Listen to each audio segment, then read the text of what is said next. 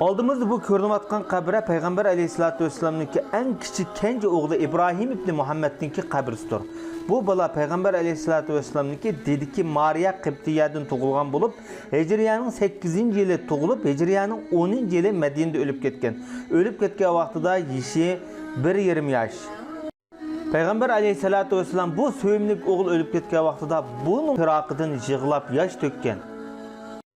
Sahabalar sordiki, ya Resulallah, siz yig'lashdan cheklab turib, ya'ni yig'layaptamlar degan vaqtda men ovoz chiqarishdan chekladim deb javob bergan. Shundaqla bolasi İbrahim o'lib ketgan bu paytlarda bolasi xitob qilib turib, "Ey İbrahim, biz haqiqatan qayg'uryapmiz, ko'zlar yig'layapti, qalblarimiz bearam bo'layapti, lekin Allohni bearam qilgan hech narsa demaymiz" degan. Payg'ambar alayhissalatu vassalamning Xadijadan boshqa faqat Mariyadan bolasi bo'lg'achqa Rasulullohniki boshqa ayollari bek kundashlik qo'zg'algan. Bo'libmi? Oysha radhiyallohu anhaniki kundashligi to'lim ig'ir edi bu jihatda.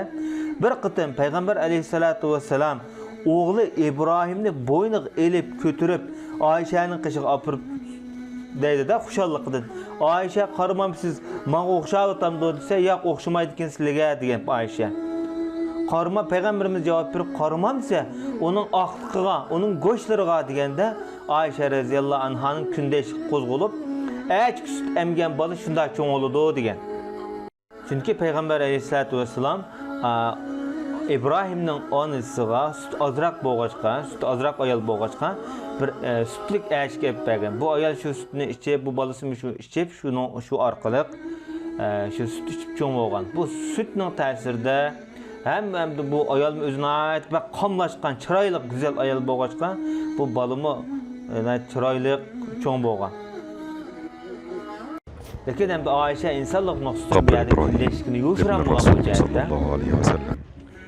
Bu balının o'lib ketgan vaqti, sut emayotgan bo'vat vaqti bo'lg'achqa, Payg'ambar alayhisolatu vasallam o'lib ketgan vaqtida bunun cennette imitadigan bunun enik anısı var.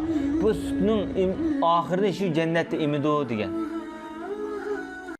Farzandlardan, ballardan ayrılgan qarindoshlarimiz, do'stlarimizdan ki Allah subhanahu va taolo cennette bunun bedelini, o'rnini to'sh qilib berishini so'raymiz.